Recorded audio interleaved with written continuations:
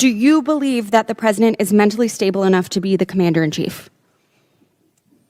Did you ask the same question of Joe Biden for 4 years? Mr. Secretary, Joe Biden is not the president.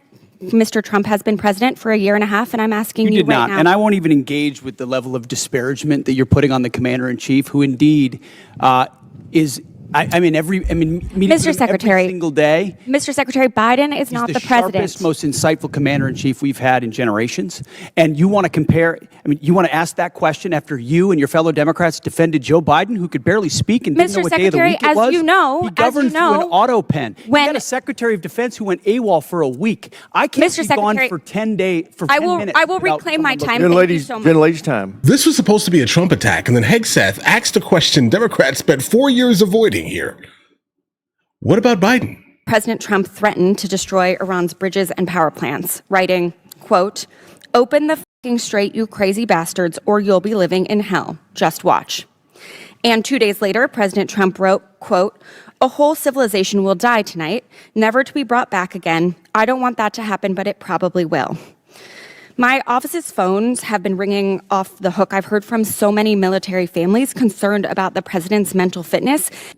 Guys, so many is like probably 3, but let's continue. And whether he's fit to serve as our commander-in-chief.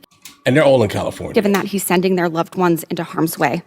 Our troops, who have shown incredible bravery and tactical proficiency, deserve to know that their leaders are focused and stable. So, Mr. Secretary, you are with the president a lot, and it pains me to even have to ask this about our president, but my constituents' lives are at stake. Do you believe that the president is mentally stable enough to be the commander-in-chief? Did you ask the same question of Joe Biden for 4 years? Mr. Secretary, Joe Biden is not the president. Mr. Trump has been president for a year and a half, and I'm asking you right now. You did not, and I won't even engage with the level of disparagement that you're putting on the commander-in-chief, who indeed is. Mr. Secretary, every single day. Mr. Secretary, Biden is not the president. He's the sharpest, most insightful commander-in-chief we've had in generations. And you want to compare, you want to ask that question after you and your fellow Democrats defended Joe Biden, who could barely speak and didn't know what day of the week it was? He governed through an auto pen. You got a Secretary of Defense who went AWOL for a week. I can't be gone for 10 days, for 10 minutes. I will reclaim my time. Ladies' time. Bro, don't forget the flashcards. So, as Mr. Jimenez said, we should be taking leaders at their word. So is there a reason that we should not be taking our leader at his word? Iran should not underestimate the will of President Trump and the United States military to achieve our mission. Valid. Okay, well, I want you to know this is not a partisan thing. In fact, many Democrats have had, many Republicans have had these same questions. Marjorie Taylor Greene said he's out of control and he's gone insane. Candace Owens said the 25th Amendment needs to be invoked. Megyn Kelly, Tucker Carlson, who you used to work with, Alex Jones. You're basically naming like in general rhinos here, but let's continue. Stephanie Grisham, the list could go on. So how do I explain to my constituents that while they like purple state Republicans, if that makes any sense here, guys, are in harm's way, their commander-in-chief is posting these unhinged posts? How did you explain to your constituents what happened on October 7th, or what happened in Afghanistan, or what happened with the debacle and the withdrawal in Afghanistan, where the troops were left? How did you explain that with Joe Biden's leadership? Mr. Secretary, how did you explain that to the Marines that didn't get medals, that we restored their medals because of that disastrous withdrawal in Afghanistan? Did you explain that to your constituents when Joe Biden was asleep at the wheel and he had an AWOL Secretary of Defense? How about this next post? How can I explain this next post to my constituents? What is it? I'm Jewish, so this doesn't really bother me, but my understanding is that this is quite offensive to many Christians. So how do you explain this post? I'm not here to explain posts. We have an incredible commander-in-chief who puts Mr. our troops first. I'm here for a budget hearing about our troops. This is historic budget that's giving us a chance to defeat Mr. Secretary, our adversaries, and President Trump is doing that in world-class fashion. This is about our troops. Reclaimed your time, Mr. Secretary. This is about our troops. This is about who is commanding our troops, and if our troops can trust that they are being sent into harm's way under good strategy.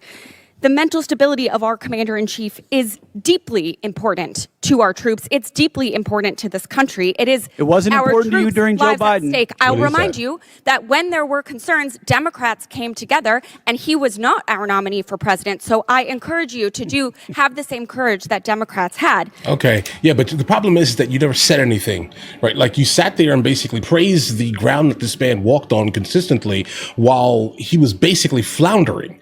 You did that here. Like you refused to say anything. Now you're here saying all of these things about your political adversary, like we're supposed to honestly believe, right, that there's something nonpartisan about any of this that's happening currently in front of our face here, guys. Nonsense. Mr. Secretary, you keep saying that he is the best commander-in-chief we've ever had, the best negotiator. Talk to the troops. 13 American troops have died. More than 380 have been wounded. The Strait of Hormuz, which was wide open, is now closed. Less than 90% of traffic through the strait is still not going despite the ceasefire. The Iranian regime is still in power. It still has nuclear material. But you're fine with that, costing apparently. Americans billions of dollars.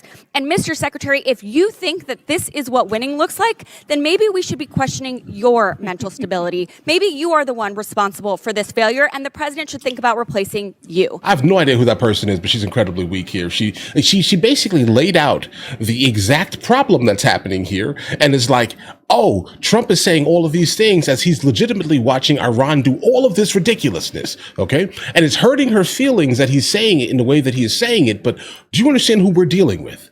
Right? Like, we're not dealing with the California Democrat, guys. I mean, we don't have to worry about their feelings here. This is a group of people, all right, who are ran by a theology almost 100% for the most part here, all right? Like, all of these clerics, guys, like, understand what's going on here. You need to show strength in the face of individuals who absolutely call us the big Satan, basically want to see our demise at all turns here. Why are we being nice to these people? Like, do you think that we can go ahead and give them, I don't know, bro, like some chocolate and candy, basically calm this down? Bro, what are you talking about? Never put her in power. Get her, strip whatever power she has, strip it. That is complete nonsense, my guys, all right? Do you understand how much goes through the Strait of Hormuz? All right? Like, do you understand how much the United States of America basically relies on decent oil prices? Guys, I need you guys to grasp this for a second. How do you think we should have spoke to Iran? Peacefully, nicely, while they're calling us all types of things and lobbing missiles all over the place here, guys, then shutting down the Strait of Hormuz that absolutely affects a good amount of Europe, Africa, and Asia? What are you talking about here? Oh, it's okay. You know what? We see what you're doing. It's okay. We should leave you alone because we're peaceful, I don't know, Spain-esque type of people that are basically, flower children of the 2026 here, guys. Basically. Is that what you want? That's what you're asking for us right now. You're asking for us to be peaceful, calm, and compliant in the face of individuals that just want to see our demise. Bro, this is why they're losing. Okay? This is why they're losing. That does not represent strength. Understand, the world is massively different outside of your crime-ridden blue state city. All right? It is. Guys, travel some and you'll see immediately how the world is not the United States of America, bro. All right? Please travel some. Me, as someone who has traveled to over 140 countries, okay? I hear her speaking and I'm like, she's never been anywhere.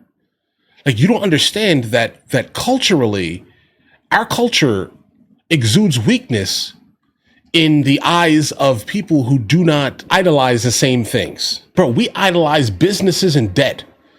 Okay? They have a different set of morals, guys. All right? Reality. Guys, but either way, listen, I feel like my blood pressure is rising listening to this absolute weak person speak. But all right, listen, guys, if you guys are new here, please like and subscribe. In the meantime, guys, I'll go ahead and catch you guys later.